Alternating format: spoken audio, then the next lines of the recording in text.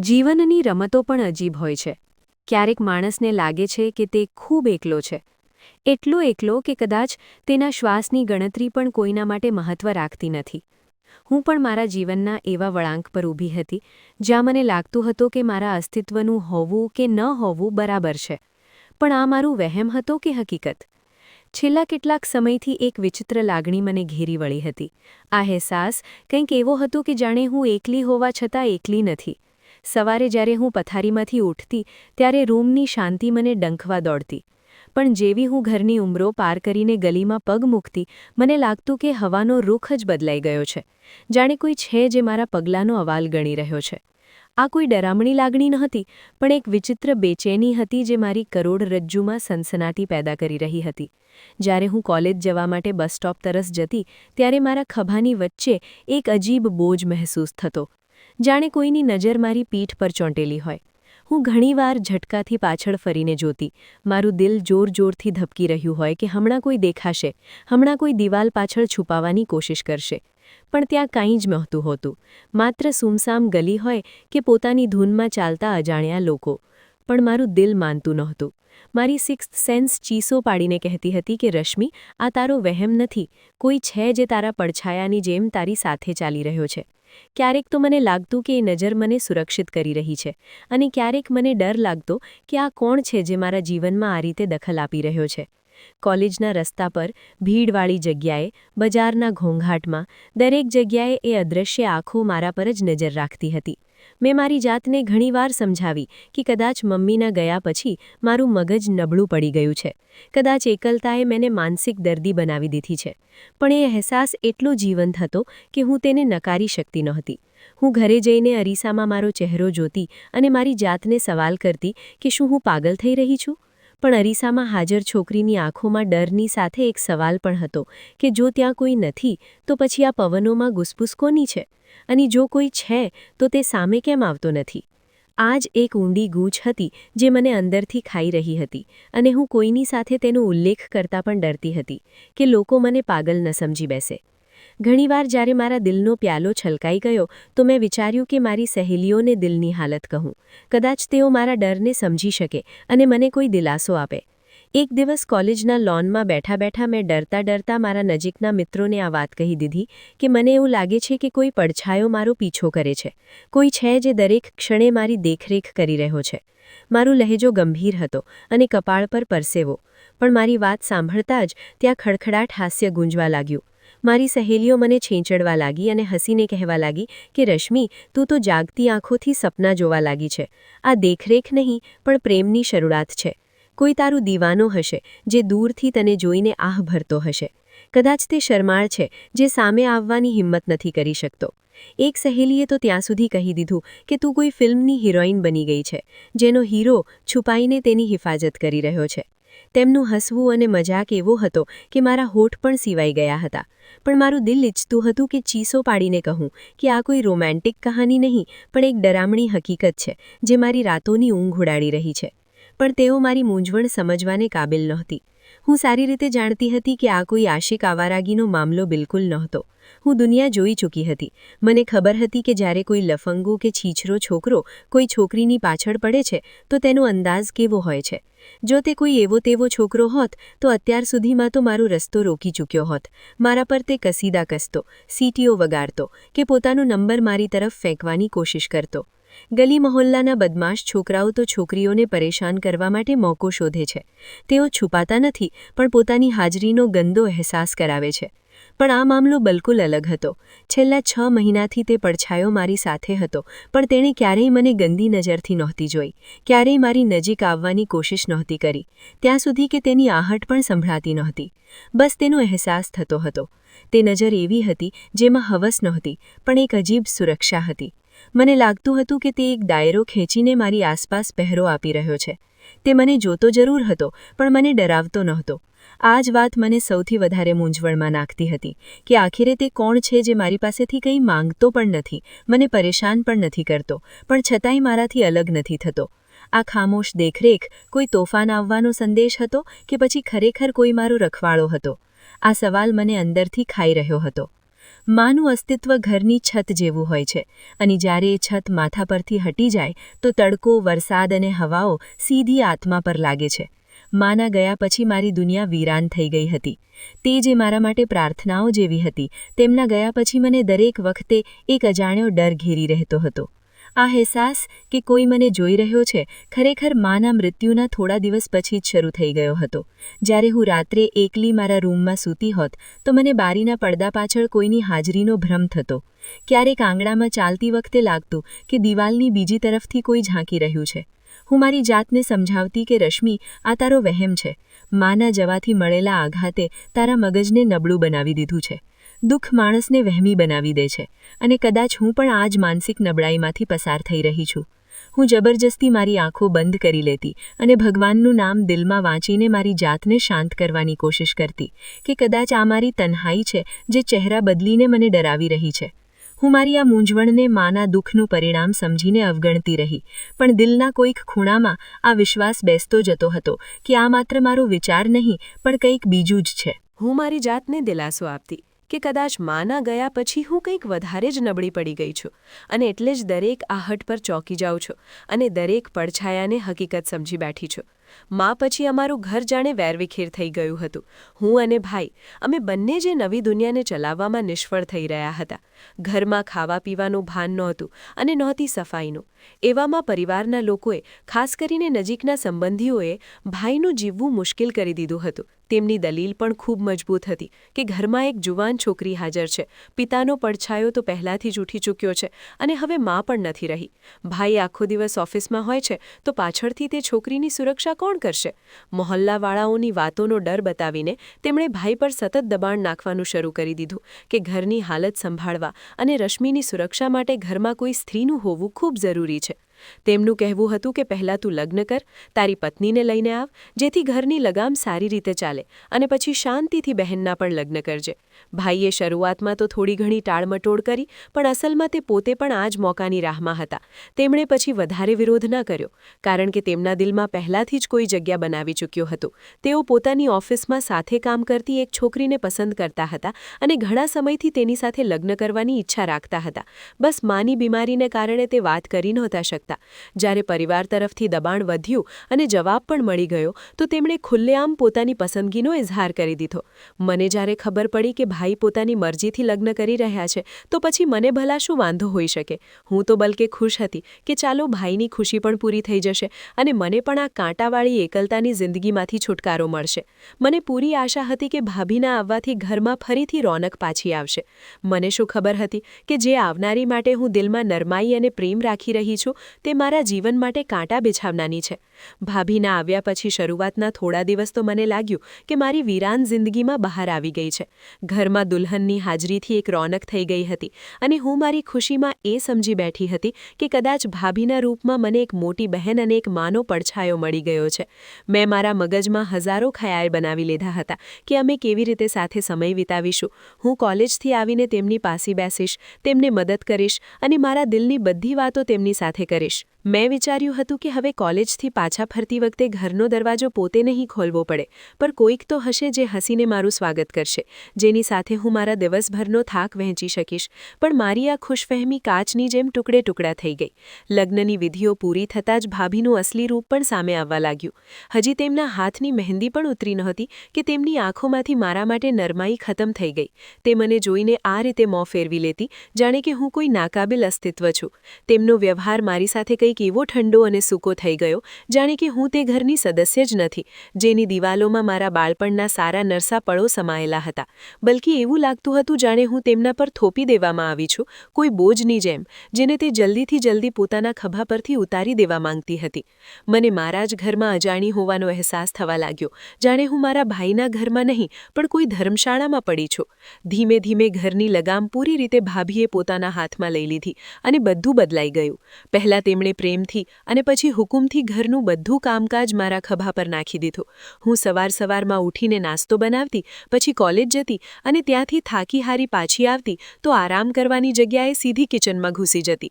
સફાઈ કરવી, વાસણ ધોવા, કપડાં અને રાતનું ભોજન બધું મારી જવાબદારી બની ગયું હતું. મારું શરીર તૂટી જતું, આંખો ઊંઘથી બોજેલ રહેતી, પણ મેં ક્યારેય મોઢામાંથી ઉફ પણ ન કર્યું, ક્યારેય ફરિયાદ ન કરી, કારણ કે આ મારા ભાઈનું ઘર હતું અને ભાઈની ખુશી મને મારા જીવથી વધારે વહાલી હતી. હું નહોતી ઈચ્છતી કે મારી વજહથી ભાઈની જિંદગીમાં કોઈ ઝેર ઘોળાય, પણ મારી આ કુરબાની અને ખામોશીથી ભાભીનું દિલ તો તોય ન પસીજ્યું. તેમને મારો શ્વાસ લેવો પણ કદાચ પસંદ નહોતો. તે મોકો મળતા જ ભાઈના કાન ભરતી રહેતી. જ્યારે ભાઈ ઓફિસથી આવતા તો તે હસીને મળતી, પણ રૂમમાં જતાં જ તેમની કાનાફૂસી શરૂ થઈ જતી. તે ક્યારેક મારા કેરેક્ટર પર કીચડ ઉછાળતી કે રશ્મિ આજકાલ વધારે જ તૈયાર થઈને કોલેજ જાય છે, તેની નજર મને ઠીક નથી લાગતી. તો ક્યારેક જૂઠમૂઠ જ મારા ખર્ચાઓનું રોણું રોતી કે છોકરી ઘરના બધા પૈસા ઉડાવી રહી છે, તેની ફરમાઈશો ખતમ નથી થતી. જો કે મેં તો મહિનાઓથી મારા માટે કોઈ નવી ડ્રેસ પણ નહોતી ખરીદી, પણ તે ભાઈના દિમાગમાં મારા વિરુદ્ધ નફરતનું બીજ વાવી રહી હતી અને હું બેબસ થઈને મારી સફાઈ આપવાનો મોકો શોધતી રહી જતી હતી. જુલ્મ અને જ્યાદતીની હદ તો તે દિવસે થઈ જ્યારે ભાભીએ મારા પર ચોરીનો એક ઘટિયા આરોપ લગાવ્યો, જેના વિશે હું સપનામાં પણ નહોતી વિચારી શકતી. ઘરમાં એક તોફાન ઊભું થઈ ગયું હતું. ભાભીએ પોતાના ઘરેણાંનું ખાલી ડબ્બું હાથમાં ઉઠાવ્યું અને ચીસો પાડી પાડીને ઘરમાંથી લીધું હતું. તેમનું કહેવું હતું કે ઘરમાં માત્ર રશ્મિ છે, જે મારા રૂમની સફાઈના બહાને અંદર જાય છે. તેણે જ મોકો જોઈને મારા સોનાના કંગન ચોર્યા છે. હું હેરાન અને આઘાતથી પથ્થર બની ઊભી રહી હતી. હું રોઈ રોઈને મારી મરેલી માની સોગંદ ખાઈ રહી હતી. મેં ભાઈના પગ પકડી લીધા કે ભાઈ, હું ભૂખી રહી લઈશ પણ ચોરી નહીં કરી શકું. હું તમારી પરવરિશ પર આવો ડાઘ નથી લગાવી શકતી. પણ ભાભીનું ડ્રામા એટલું જાનદાર અને મક્કાર હતું કે મારી સચ્ચાઈ દબાઈને રહી ગઈ. સૌથી મોટું દુઃખ અને કાળજું ચીરી નાખે તેવો પળ તો તે હતો જ્યારે મારા સગ્ગા ભાઈ, જે ક્યારેય મારી આંખોમાં આંસુ નહોતા જોઈ શકતા, તે પણ પોતાની પત્નીની વાતોના અસરમાં આવી ગયા. તેમણે મને શંકાભરી અને અજાણી નજરોથી જોયો અને પહેલીવાર મોટા જ સખ્ત લહેજામાં ખીજાવતા કહ્યું કે રશ્મિ, જો ભૂલ કરી છે તો પછી માની લે અને વસ્તુ પાછી કરી દે. વાત ઘરની ઘરમાં જ રહી જશે, નહીંતર પોલીસ આવી તો પરિવારની બદનામી થશે. ભાઈના આ શબ્દોએ મારા અસ્તિત્વને કતરા કતરા કરી નાખ્યું હતું. મને લાગ્યું જાણે કોઈએ મારું માન, સન્માન બધું માટીમાં ભેળવી દીધું હોય. મેં મારા ઘરમાં મારી જાતને એક મુજરિમ અને બિલકુલ અજાણી મહેસૂસ કરવા લાગી હતી. તે દિવસે મારા દિલ પર જે જખમ લાગ્યો તે કદાચ આખી જિંદગી નહીં ભરી શકાય, કારણ કે તે જખમ પોતાનાઓએ આપ્યો હતો. ભાઈના આ વ્યવહારે મને અંદરથી પૂરી રીતે તોડી નાખી હતી. મારો દમ ઘૂંટાવા લાગ્યો હતો. હવે હું તેમની સાથે નજર મેળવવાને કાબિલ પણ નહીં રહી ગઈ હતી. હું ઘરમાં હાજર હોવા છતાં ત્યાં નહોતી, બસ એક જીવતી લાશની જેમ સમય પસાર કરી રહી હતી. એક રાત જ્યારે મારું દિલ ખૂબ ગભરાયું અને રૂમની છત મને પડતી મહેસૂસ થઈ તો હું ભાગીને ઉપર છત પર જતી રહી. રાતનો છેલ્લો પ્રહર હતો અને ચારે બાજુ ઘેરો અંધાર અને સન્નાટો ફેલાયેલો હતો. હું રેલની સાથે ઊભી રહીને ખાલી નજરોથી કાળા ઘેરા આકાશને જોઈ રહી હતી અને મારી કિસ્મત પર આંસુ વહાવી રહી હતી કે અચાનક મારી નજર નીચે ગલી પર પડી. અમારા ગેટની બિલકુલ સામે સ્ટ્રીટ લાઇટની ધીમી રોશનીના દાયરાથી થોડાક હટીને કોઈ પડછાયો ઊભો હતો. મારું દિલ જોરથી ધબક્યું. તે કોઈ સામાન્ય રાહગીર નહોતો, કારણ કે તેનો રૂખ સીધો ઉપર મારી તરફ હતો, જાણે કે તે આટલી વારથી મને જ જોઈ રહ્યો હોય. મેં ધડકતા દિલની સાથે આંખો ફાડીને અંધારામાં ધ્યાનથી જોવાની કોશિશ કરી, જેથી ઓળખી શકું કે તે કોણ છે. તો તે પડછાયો ઝડપથી હરકતમાં આવ્યો અને પલક ઝપકીનતા જ ગલીના અંધારા વળાંક પર ગાયબ થઈ ગયો. ખોફની એક ઠંડી લહેર મારી કરોડરજ્જુમાં દોડી ગઈ અને મારા હાથ પગ ઠંડા પડી ગયા. આ કોણ છે? શું મારો વહેમ સાચો છે? શું ખરેખર કોઈ છે જે દિવસ રાત મારી પર નજર રાખે છે? મારું દિલ ઈચ્છ્યું કે ચીસો પાડું, ભાગીને નીચે જાઉં અને ભાઈને કહું કે ત્યાં કોઈ છે, પણ પછી મારા પગ અટકી ગયા. તે ભાઈ જે મારા પર ચોરીનો આરોપ લગાવી શકે છે, તે મારી આ વાતને મારું પાગલપણ કે પછી હમદર્દી મેળવવાનું બહાનું જ સમજશે. અને ભાભી તો મોકાની તલાશમાં રહેતી હતી કે તે મને પાગલ સાબિત કરી દે.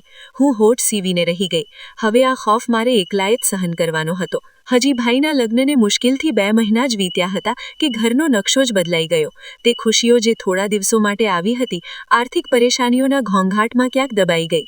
ઘરમાં શાંતિની જગ્યાએ દરેક વખતે પૈસાનું રોણું શરૂ થઈ ગયું. ભાભી દરેક વખતે મોં સિકોડેલી રહેતી અને ભાઈના ઘરે આવતા જ લડાઈ ઝઘડો શરૂ કરી દેતી કે તારી આ મામૂલી સેલરીમાં મારું ગુજાર નહીં થઈ શકે. હું મારા માયકામાં ખૂબ મોજ કરી ચૂકી છું અને અહીં મને દાળ રોટીના ફાફા પડી રહ્યા છે. તે ખૂબ હોશિયારીથી પોતાની વાતોનો રૂખ મારી તરફ વાળી દેતી અને પછી જાણી જોઈને મને પોતાની લડાઈઓનો મુદ્દો બનાવતી. તે ભાઈને મહેણા મારતી કે ઘરનું અડધું બજેટ તો તારી લાડલી બહેનના ભણતર અને નખરા ઉપર જાય છે. તેની કોલેજની ફી, કિતાબો અને આવવા જવાનું ભાડું, આ બધું ક્યાંથી આવશે? અને પછી સૌથી મોટી વાત કે કાલ સવારે તેના લગ્ન કરવાના છે, દહેજ પણ તો તૈયાર કરવાનું છે. આ બધું શું આકાશમાંથી ઉતરશે? તે ભાઈના દિમાગમાં આ વાત બેસાડી રહી હતી કે જો તે અહીં રહેશે તો ક્યારેય કંઈ જોડી નહીં શકે અને આપણે ભૂખ્યા મરી જઈશું. એટલે તે ભાઈને સતત ઉશ્કેરતી રહેતી કે તે બધું છોડી છાડીને વિદેશ ચાલ્યા જાય અને સાઉદી અરબમાં જઈને વિદેશી પૈસા કમાય. ભાઈ પહેલાં તો સખ્તીથી મના કરતા રહ્યા. તેમનું દિલ નહોતું માનતું કે તે પોતાની જુવાન બહેન અને નવી પરણેલી પત્નીને આ રીતે એકલી છોડીને વિદેશ જાય. તે કહેતા હતા કે હું સૂકી સૂકી ખાઈ લઈશ પણ મારા ઘરવાળાઓથી દૂર નહીં જાઉં. પણ ભાભીની રોજની જીદ, લડાઈ ઝઘડો અને પછી એક નજીકના સંબંધી તરફથી બહારની સારી નોકરીની ઓફરે તેમને હથિયાર નાખવા માટે મજબૂર કરી દીધા. ભાઈ પાસે હવે કોઈ રસ્તો નથી બચ્યો. તેમને લાગ્યું કે કદાચ આ જ કુરબાનીમાં આપણા બધાની ભલાઈ છે. એટલે દિલ પર પથ્થર રાખીને આખરે ભાઈએ નિર્ણય કરી લીધો. તે દિવસ મારા જીવનનો કદાચ સૌથી ઉદાસ દિવસ હતો, જ્યારે ભાઈ જઈ રહ્યા હતા. ઘરમાં અજીબ વીરાની છવાઈ ગઈ હતી. મારું દિલ ડૂબી રહ્યું હતું. મને લાગી રહ્યું હતું કે મારો છેલ્લો સહારો, મારો રખવાડો પણ મારાથી છીનવાઈ ગયો છે. જ્યારે ભાઈ પોતાનો સામાન ઉઠાવીને ગેટ તરફ ચાલ્યા ત્યારે મારી આંખોમાંથી આંસુની ઝડી લાગી ગઈ. હું મારી જાતને રોકી ન શકી અને ધ્રુસકે રડવા લાગી. ભાઈએ પોતાનો બેગ નીચે રાખ્યો અને મને ગળે લગાવી લીધી. તેમની પોતાની આંખો પણ ભીની હતી અને અવાજ ભારે થઈ રહ્યો હતો. તેમણે પ્રેમથી મારા માથા પર હાથ રાખ્યો અને વાયદો કર્યો કે મારી ઢીંગલી, તું બિલકુલ પણ ફિકર ન કરતી. હું ત્યાં જઈને આપણા હાલાત બદલી નાખીશ. એટલી મહેનત કરીશ કે તને ક્યારેય કોઈ વસ્તુની કમી નહીં થાય. હું ખૂબ જલ્દી પાછો આવીશ અને પછી ધામધૂમથી તારા લગ્ન કરીશ. તને તારા ઘરની રાણી બનાવીને વિદાય કરીશ. બસ તું તારું ધ્યાન રાખજે. મને શું ખબર હતી કે ભાઈનો આ વાયદો અને દિલાસો મને આવનારા તોફાનોથી નહીં બચાવશે. હું ખામોશ રહી, તેમને રોકી પણ નહીં શકી અને તે મને આંસુઓની સાથે છોડીને ચાલ્યા ગયા. તે વખતે હું બિલકુલ ખામોશ રહી. મારા હોઠ જાણે કોઈકે સીવી દીધા હોય. મારા દિલમાં હજારો સવાલો ઉઠી રહ્યા હતા. હું પૂછવા માંગતી હતી કે ભાઈ, તમે કોની સાથે મને વિદાય કરવાની વાત કરી રહ્યા છો? તમે મારા માટે કોને પસંદ કર્યા છે? પણ મારી જીભમાંથી એક શબ્દ પણ ન નીકળી શક્યો. મને સારી રીતે ખબર હતી કે હવે મારા નસીબની ડોર ભાઈના હાથમાંથી નીકળીને ભાભીના હાથમાં જઈ ચૂકી છે અને મારા ભવિષ્યના નિર્ણયો તે જ કરશે. હું ભાઈની સામે શું બોલતી? બસ માથું ઝુકાવીને તેમની વાત સાંભળી લીધી. ભાઈના ગયા પછી મને ખોટો દિલાસો થયો કે ચાલો હવે ઘરમાં પૈસાનો વરસાદ થશે તો કદાચ ભાભીનું મૂડ ઠીક થઈ જાય, કદાચ તેમના કપાળ પર પડેલી લકીરો મટી જાય અને મને પણ શાંતિનો શ્વાસ નસીબ થાય. પણ આ મારી કેટલી મોટી ગેરસમજ હતી તે મને ખૂબ જલ્દી ખબર પડી ગઈ.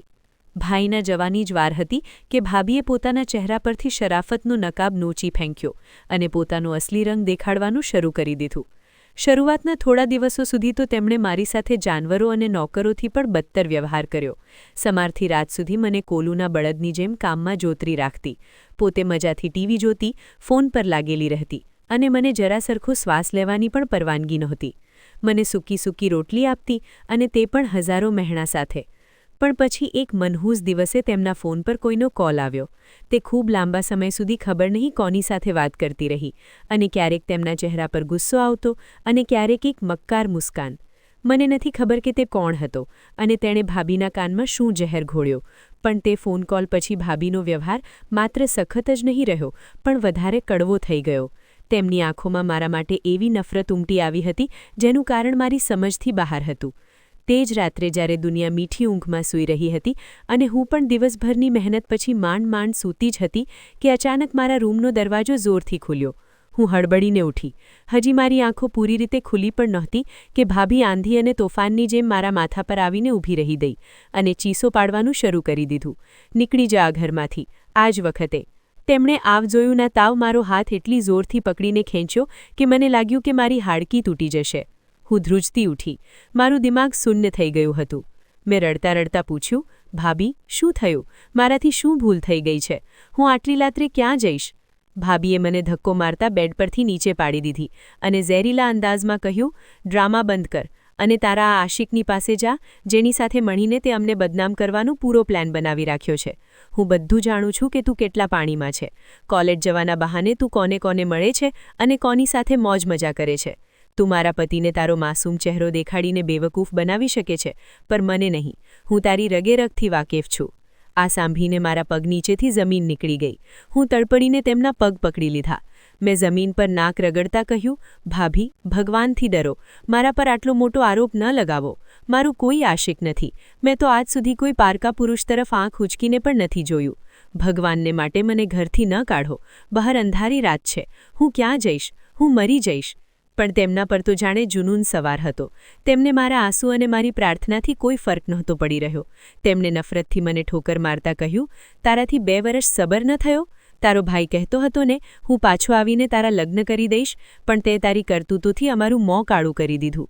તું ઈચ્છે છે કે મોહલ્લાવાળા અમારા પર થૂકે? હવે હું તને આ ઘરમાં એક પળ પણ નથી રાખી શકતી. મને મારી ઇજ્જત ખૂબ વહાલી છે.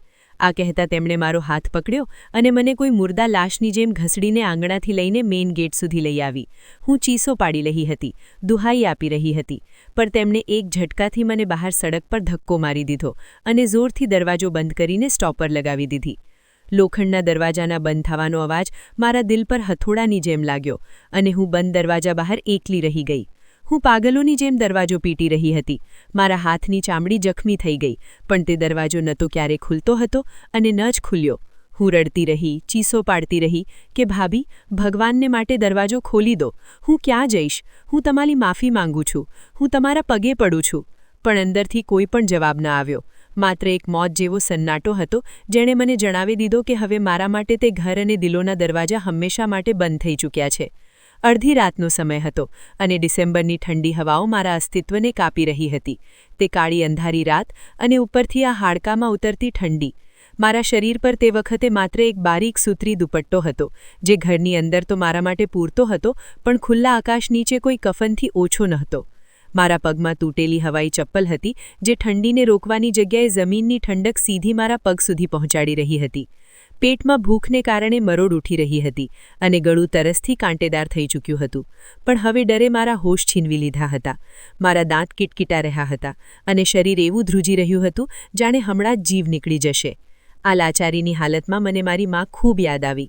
તે માં જે જરાસરખી ઠંડી લાગવા પર મને છાતીએ લગાવી લેતી હતી, જે રાત્રે વારંવાર ઉઠીને જોતી હતી કે ક્યાંક મારી રજાઈ તો નથી હટી ગઈ.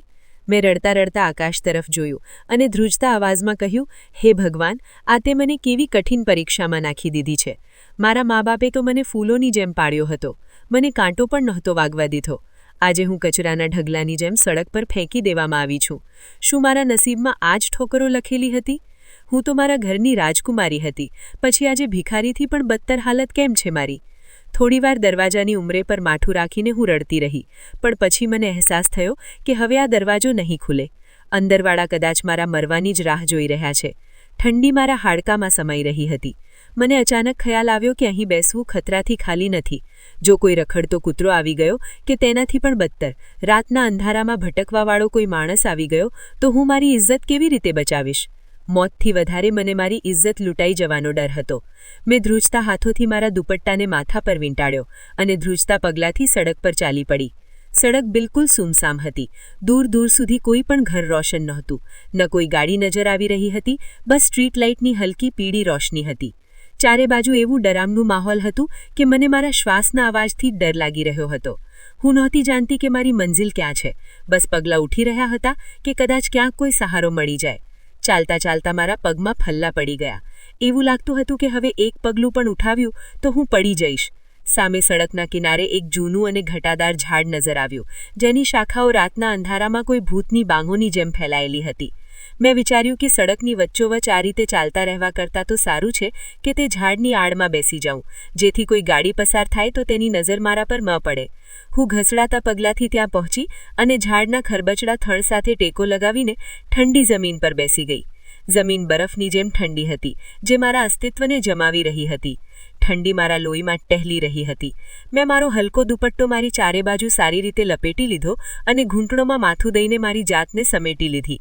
ઊંઘ મારી આંખોથી કોસો દૂર હતી. બસ એક અજાણ્યો ડર હતો અને બેબસીનો એવો અહેસાસ કે જાણે આ આખી દુનિયામાં મારું કોઈ નથી. હજી મને ત્યાં બેઠે થોડી જ વાર વીતી હતી કે મને સડક પર થોડે અંતરે એક ધૂંધળો પડછાયો નજર આવ્યો. મારું દિલ ઉછળીને ગળામાં આવી ગયું. મેં મારો શ્વાસ રોકી લીધો અને પાંપણો ઝબકવાનું ભૂલી ગઈ. આ કોણ છે? શું તે કોઈ ચોર છે કે રાતના આ સન્નાટામાં ભટકવાવાળો કોઈ માણસ? જાતજાતના ખયાલોએ મને ઘેરી લીધા. મેં મારી જાતને ઝાડ પાછળ વધારે છુપાવવાની કોશિશ કરી, જેથી હું તેની નજરથી ઓઝલ રહું. તે પડછાયો લંગડાતો થયો, જમીન પર પગ ઘસડાતો થયો, ધીમે ધીમે મારી તરફ વધી રહ્યો હતો.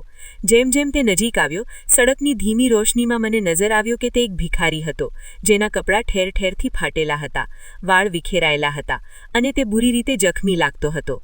મારો પહેલો ખ્યાલ એ જ હતો કે અહીંથી ભાગી જાઉં, ક્યાંક દૂર નીકળી જાઉં, પણ મારા પગમાં જીવ જ નહોતો. ડરે મને જકડી લીધી હતી. તે શખ્સ મારી નજીક આવીને એક દર્દનાક અવાજમાં કરાયો અને પછી મોંના બળે જમીન પર પડી ગયો. તેના પડવાના અવાજથી મારું દિલ દહેલી ગયું. મેં જોયું કે તેના એક પગમાંથી લોહી ઝડપથી વહી રહ્યું હતું અને તે દર્દથી માછલીની જેમ તડપડી રહ્યો હતો. તેની હાલત જોઈને મારા અંદરનો ડર અચાનક હમદર્દીમાં બદલાઈ ગયો. મેં વિચાર્યું કે હું પોતે મુસીબતમાં છું, બેઘર છું, પણ આ શખ્સ તો કદાચ મોતની નજીક છે. જો મેં તેની મદદ ન કરી તો કદાચ તે અહીં જ મરી જશે અને તેનો બોજો મારા જમીર પર રહેશે. મારી ઇન્સાનિયત જાગી ઉઠી અને હું મારી તકલીફ ભૂલી ગઈ. હું ડરતા ડરતા તેની નજીક ગઈ. તે હલકી બેહોશીની હાલતમાં હતો. મેં તેના ખભાને પકડીને હલાવ્યો અને ધ્રુજતા અવાજમાં પૂછ્યું કે તમે ઠીક તો છો? શું થયું છે તમને? તેણે ખૂબ મુશ્કેલીથી કરાહતા આંખો ખોલી. તેના હોઠ સૂકા હતા. તેણે ખૂબ મુશ્કેલીથી પાણી માંગ્યું. મારી પાસે પાણી તો નહોતું અને ન તો દૂર દૂર સુધી પાણીનું નામ નિશાન. પણ મને યાદ આવ્યું કે અહીંથી થોડે દૂર આગળ એક મોટું સરકારી હોસ્પિટલ છે. મેં મારી જાતમાં હિંમત એકઠી કરી અને તે ભિખારીને સહારો આપીને ઉઠાવવાની કોશિશ કરી. તે ખૂબ ભારે હતો અને તકલીફને કારણે તેનાથી ઊભું પણ નહોતું થઈ રહ્યું. પણ ખબર નહીં મારામાં ક્યાંથી આટલી તાકાત આવી ગઈ હતી. મેં તેનો હાથ મારા ખભા પર રાખ્યો અને તેને ઘસડાતા હોસ્પિટલ તરફ ચાલી પડી. તેનું લોહી મારા કપડા પર લાગી રહ્યું હતું, પણ હવે મને તેની પરવા નહોતી. રસ્તો કેટલો લાંબો હતો મને નથી ખબર. દરેક પગલે મને લાગતું હતું કે હવે હું પડી જઈશ. મારા પોતાના શ્વાસ ફૂલી રહ્યા હતા. પરસેવા અને આંસુથી મારો ચહેરો ભીંજાઈ ચૂક્યો હતો, પણ હું રોકી નહોતી શકતી, કારણ કે મારા ખભા પર એક ઇન્સાનની જાનનો બોજો હતો. આખરે ભગવાનનું નામ લઈને મને હોસ્પિટલનો ગેટ નજર આવ્યો. જેવો અમે દરવાજા સુધી પહોંચ્યા, તે શખ્સ પૂરી રીતે હોશ ખોઈ બેસ્યો અને મારો સહારો છૂટતા જ જમીન પર ઢગલો થઈ ગયો. મેં મારી પૂરી જોર લગાવીને ચીસો પાડવાનું શરૂ કરી દીધું કે કોઈ છે? મદદ કરો, કોઈ ડૉક્ટરને બોલાવો. મારો અવાજ સાંભળીને ગેટ પર હાજર ચોકીદાર અને અંદરથી થોડા સ્ટાફના લોકો દોડીને આવ્યા. જેવી તેમની નજર જમીન પર પડેલા તે જખમી અને ખસ્તાહાલ ભિખારી પર પડી, તેમના ચહેરાનો રંગ એકદમ ઉડી ગયો, જેમ કે તેમણે કોઈ ભૂત જોઈ લીધું હોય. મેં વિચાર્યું કદાચ તેઓ તેની બદહાલ હાલત જોઈને લોહી જોઈ અને ગભરાઈ રહ્યા છે કે કદાચ એક ભિખારીના ઇલાજથી કતરાશે. પણ મામલો કંઈક બીજું જ હતો. એક નર્સ જે નજીક આવી, તેને તે શખ્સનો ચહેરો જોતાની સાથે જ ચીસો પાડીને બાકી સ્ટાફથી કહ્યું કે તરત જ સ્ટ્રેચર લાવો, જલ્દી કરો, ઇમરજન્સી છે. આ પછી જે થયું તે મારી સમજથી બિલકુલ બહાર હતું. એક સામાન્ય સડકછાપ ભિખારી, જેના માટે પૂરા હોસ્પિટલને માથે લઈ લેવામાં આવ્યું હતું, જે ડૉક્ટર સામાન્ય દર્દીઓને જોવા માટે કલાકો રાહ જોડાવે છે તે ભાગતા આવી રહ્યા હતા. નર્સો એલર્ટ થઈ ગઈ હતી. તેને ઇમરજન્સીમાં એક ખાસ રૂમમાં લઈ જવામાં આવ્યો, જેના બહાર લાલ રંગની બત્તી સળગી રહી હતી. હું બહાર વરાંડામાં હેરાન પરેશાન ઊભી હતી. મને સમજાતું નહોતું કે આ શું થઈ રહ્યું છે. હજી મુશ્કેલીથી 10 મિનિટ જ વીતી હશે કે હોસ્પિટલની બહાર પોલીસની ઘણી ગાડીઓના સાયરન ગુંજવા લાગ્યા. ઘણી ગાડીઓ આવીને રોકાઈ અને ઘણા પોલીસવાળા હથિયારોની સાથે અંદર દાખલ થયા અને સીધા તે રૂમની બહાર પહેરો આપવા લાગ્યા, જ્યાં તે ભિખારીને લઈ જવામાં આવ્યો હતો. મારા દિમાગમાં સવાલોનું તોફાન હતું કે આખરે તે શખ્સ કોણ છે જેને ભિખારીના વેશમાં આવો પ્રોટોકોલ મળી રહ્યો છે. મેં સહેમેલા લહેજામાં પાસેથી પસાર થતી એક નર્સનો હાથ પકડીને પૂછ્યું કે સિસ્ટર, આ કોણ છે? તેણે રોકાઈને મને ઉપરથી નીચે સુધી જોઈ. તેની નજરોમાં મારા માટે ઘૃણા નહીં, પણ એક અજીબ ડર અને ભરોસો હતો. તે રાઝ ભરેલા અંદાજમાં ઝૂકીને બોલી, અરે બહેનજી, તમે કઈ દુનિયામાં છો? તમે નથી જાણતી? તમે જેને તમારા ખભા પર લાદીને લાવી છો તે આ શહેરના કોઈ સામાન્ય નાગરિક નથી. તેમની એક અવાજ પર આખું શહેર હલી શકે છે. આ સાંભળીને મારું દિમાગ બુરી રીતે ચકરાઈ ગયું. હું તો સડકના કિનારે પડેલા એક લાચાર અને જખમી ભિખારીને લાવી હતી, જેને કદાચ લોકો જોઈને પણ પસાર થઈ જાય છે. આ વીઆઈપી પ્રોટોકોલ અને આ ભાગદોડ કેમ? હું થાકથી ચૂર થઈને ત્યાં જ વેઇટિંગ રૂમની લોખંડની બેન્ચ પર ઢગલો થઈ ગઈ. ભૂખ તરસથી મારી બુરી હાલત હતી અને માટીમાં સનેલા કપડાં મને મારાથી શર્મિંદા કરી રહ્યા હતા. મને મારી કોઈ ખબર નહોતી. બસ સામે થનારા નજારાને જોઈને હું હેરાનીના સમુદ્રમાં ગોતા ખાઈ રહી હતી, જ્યાં દરેક ક્ષણ એક નવો ઝટકો મારી રાહ જોઈ રહ્યો હતો. ઘણો સમય વીત્યા પછી ઇમરજન્સી વોર્ડનો દરવાજો ખુલ્યો અને એક મોટી ઉંમરના સિનિયર ડૉક્ટર બહાર આવ્યા.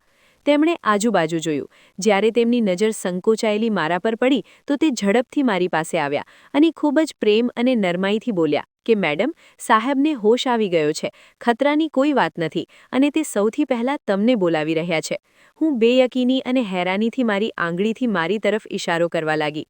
મને વિશ્વાસ નહોતો આવી રહ્યો કે આટલા મોટા લોકો મારા જેવી મામૂલી છોકરીને બોલાવી રહ્યા છે.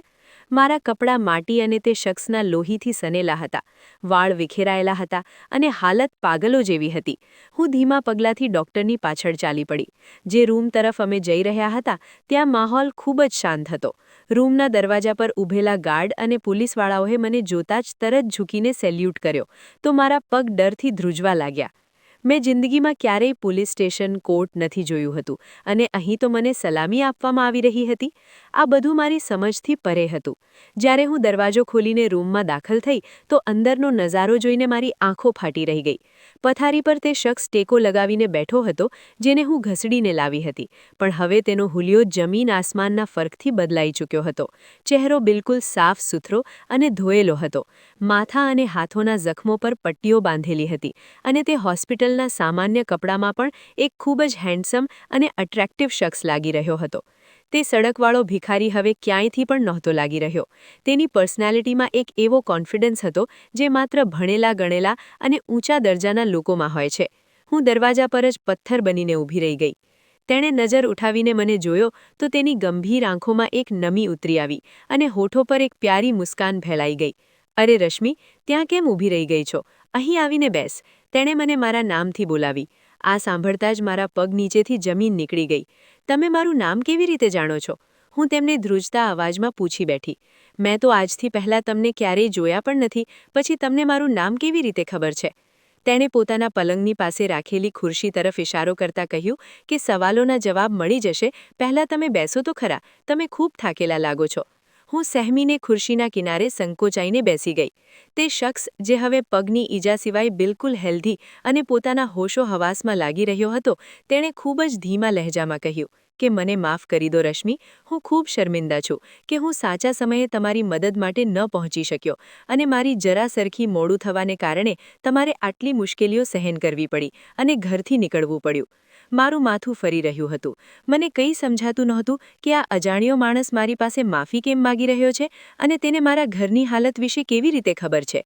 મેં ફરી હિંમત કરીને ફરી પૂછ્યું, તમે કોણ છો ભગવાન માટે? મને જણાવો, આ બધું શું થઈ રહ્યું છે? મેં તો તમને એક ભિખારી સમજીને મદદ કરી હતી. તે ધીમેથી હસ્યો અને મારી આંખોમાં જોતા બોલ્યો, હું કોઈ ભિખારી નથી. મારું નામ અભિમન્યુ છે અને હું આ જિલ્લાનો એસપી એટલે કે પોલીસનો મોટો ઓફિસર છું. આજ રાતનો આ હુલિયો માત્ર એક વેશ હતો. Police officer? મારા મોંમાંથી અચાનક નીકળ્યું અને મારું દિલ જોરથી ધબકવા લાગ્યું. તો તમે તે ભિખારીના હુલિયામાં ત્યાં શું કરી રહ્યા હતા? અને સૌથી મોટી વાત કે એક પોલીસ ઓફિસર મને કેવી રીતે ઓળખે છે? મારો તો ક્યારેય પોલીસથી વાસ્તો પણ નથી પડ્યો. અભિમન્યુની આંખોમાં એક અજીબ ચમક અને ગહેરાઈ હતી. તેણે ઊંડો શ્વાસ લીધો, જેમ કે કોઈ જૂની યાદને તાજી કરી રહ્યો હોય, અને કહ્યું, આ કહાની આજની નથી, ખૂબ જૂની છે રશ્મિ. હું તને આજથી નહીં પણ ત્યારથી જાણું છું જ્યારે તું માત્ર 6 વર્ષની હતી અને ઢીંગલીથી રમતી હતી. તેણે પછી જે ખુલાસો કર્યો તેણે મારી દુનિયા હલાવી દીધી. મેં ક્યારેય સપનામાં પણ નહોતું વિચાર્યું કે ભૂતકાળનું કોઈ પાનું મારી સામે આવું ખુલશે. તેણે જણાવ્યું કે જ્યારે તારા પપ્પા જીવતા હતા અને પોતાના જીવનના છેલ્લા દિવસો ગણી રહ્યા હતા તો તેમને તારી ફિકર ખાઈ રહી હતી. ત્યારે તેમણે પોતાની જવાબદારી પૂરી કરવા અને તને સુરક્ષિત કરવા માટે તારા લગ્ન પોતાના મિત્રના દીકરા સાથે કરી દીધા હતા. તે દીકરો બીજો કોઈ નહીં, તારી સામે બેઠેલો હું છું, અભિમન્યુ. અભિમન્યુએ મારી આંખોમાં જોતા કહ્યું, રશ્મિ, કદાચ તને આ બધું યાદ ન હોય, પણ આ સાચું છે. લગ્નના તરત પછી જ તારા પપ્પાનું મૃત્યુ થઈ ગયું હતું અને પછી થોડા સમય પછી મારા પપ્પાને પેરાલાઇઝ થઈ ગયો અને અમારો કારોબાર ડૂબી ગયો, જેના પછી મારી માને આ શહેરથી જવું પડ્યું. મારી માને આ સંબંધમાં પહેલાં પણ કોઈ ખાસ દિલચસ્પી નહોતી અને હવે તો તેમને અહીંથી જવાનું બહાનું મળી ગયું. તે કોઈ પણ હાલતમાં નહોતી ઈચ્છતા કે આ સંબંધ આગળ વધે અને હું તારો ઘરનો જવાઈ બનું. પછી પપ્પાની ઈચ્છા હોવા છતાં પોતાની જિદ અને ઘમંડને કારણે તે અમને લોકોને લઈને આ શહેરથી ચાલી ગઈ અને અમારા સંબંધને ખત્મ કરી દીધો. હું તે વખતે ઉંમરમાં નાનો હતો અને મારી માના નિર્ણયો આગળ બેબસ હતો. પણ જેમ જેમ હું મોટો થયો અને હોશ સંભાળ્યો, મારા દિલ દિમાગમાંથી આ લગ્નની યાદો ન નીકળી. હું જાણતો હતો કે તું મારી પત્ની છે. પછી તેણે જરા રોકાઈને કહ્યું, તારા ઘરવાળાએ કદાચ આ સંબંધ પર ખામોશી ઓઢી લીધી કે પછી તે સમજતા હતા કે તે બાળપણના લગ્ન હવે ખત્મ થઈ ચૂક્યા છે. પણ હું એક પળ માટે પણ નહોતો ભૂલ્યો. જ્યારે ભગવાને મને ઇજ્જત આપી અને મારી પોસ્ટિંગ પાછી આ શહેરમાં થઈ, તો મેં સૌથી પહેલાં ગુપ્ત રીતે તારી વિશે જાણકારી કઢાવવાનું શરૂ કર્યું. મને ખબર પડી કે તું જવાન થઈ ચૂકી છે, કોલેજ જાય છે અને તારો ભાઈ પોતાના નવા જીવન અને નોકરીમાં વ્યસ્ત છે. મને ડર હતો કે જમાનો ખરાબ છે અને તું અવારનવાર એકલી હોય છે, ક્યાંક તને કોઈ તકલીફ ન પહોંચે કે તને કોઈ પરેશાન ન કરે. એટલે મેં મારા સૌથી કાબિલ અને ભરોસેમંદ માણસને સામાન્ય કપડામાં તારી દેખરેખ માટે તૈનાત કર્યો, જેથી તે પડછાયાની જેમ તારી સાથે રહે અને તારી સુરક્ષા કરે. તો એનો મતલબ તે પડછાયો? મેં હેરાની અને ઝટકાથી પૂછ્યું. મને તે બધા પળો યાદ આવી રહ્યા હતા જ્યારે મને લાગતું હતું કે કોઈ મારો પીછો કરી રહ્યું છે.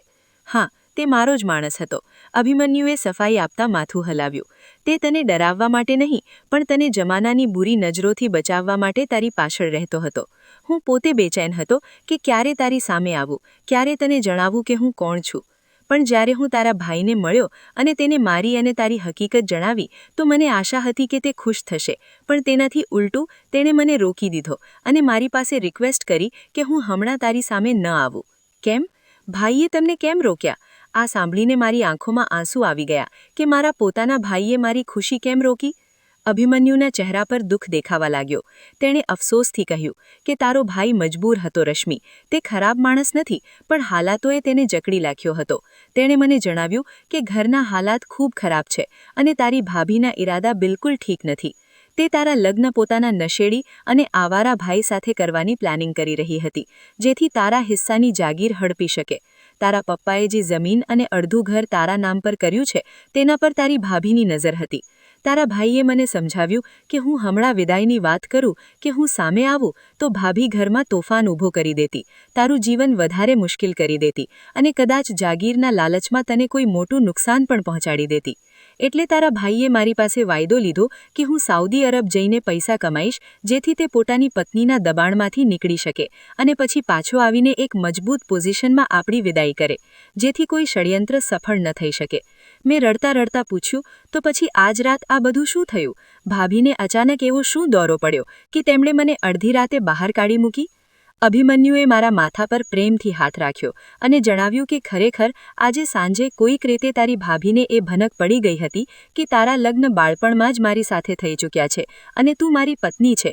આ ખબર તેમના પર વીજળી બનીને પડી, કારણ કે તે જાણી ગઈ હતી કે હવે તે ક્યારેય તારા લગ્ન પોતાના ભાઈ સાથે નહીં કરાવી શકે.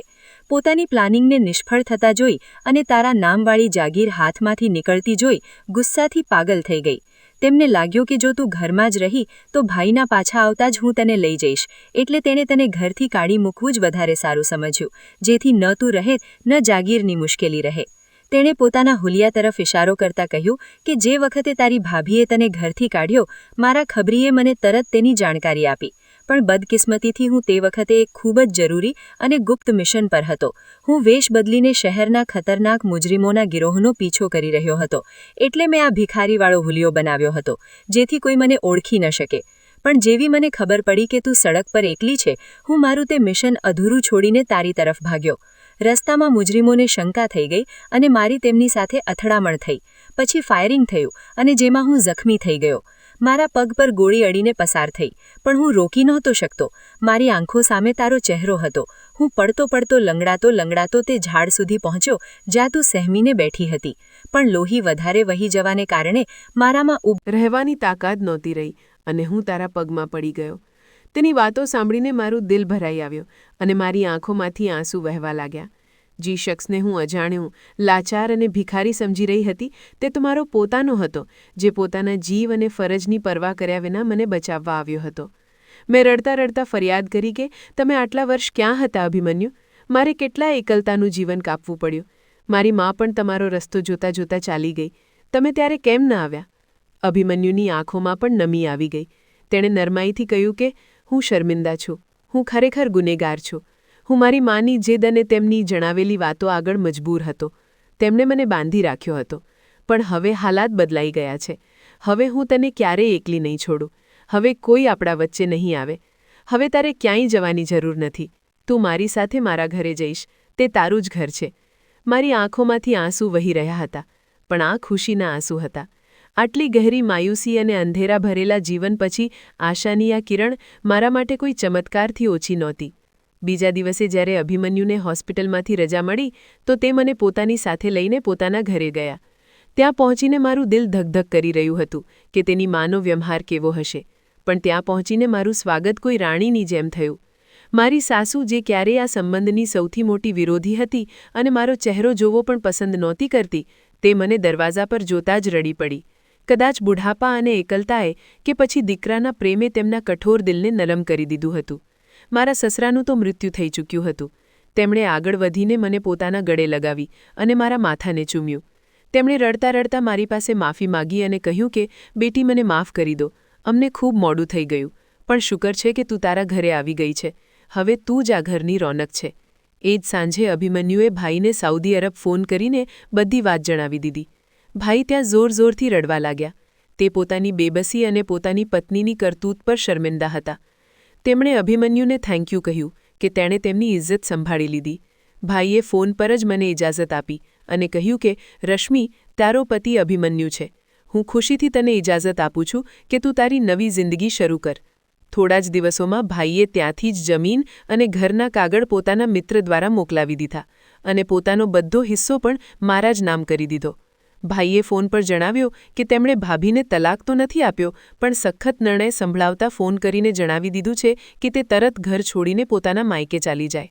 ભાઈનું કહેવું હતું કે એવી સ્ત્રી જે મારી માસૂમ બહેનને અડધી રાત્રે સડક પર ફેંકી દે તે મારા ઘરમાં રહેવાને લાયક નથી. તેણે મારો ભરોસો તોડ્યો છે. મેં ભાઈની વાત સાંભળીને કહ્યું કે ભાઈ, તમે ભાવનાત્મક થઈને આટલો મોટો નિર્ણય ન કરો.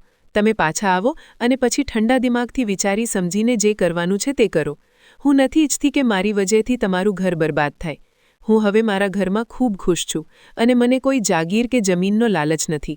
અભિમન્યુએ જે ઇજ્જત, પ્રેમ અને મુકામ આપ્યો છે તે મારા માટે દુનિયાની સૌથી મોટી દોલત છે. આજે જ્યારે હું મારા ઘરની છત પર ઊભી હોઉં છું તો ડિસેમ્બરની તે જ હવાઓ ચાલે છે.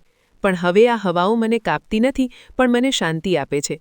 મને હવે કોઈ પડછાયો ડરાવતો નથી, કારણ કે મારી સાથે ઊભેલો અભિમન્યુ મારો હાથ મજબૂતીથી પકડીને મને ભરોસો અપાવે છે કે હું સુરક્ષિત છું.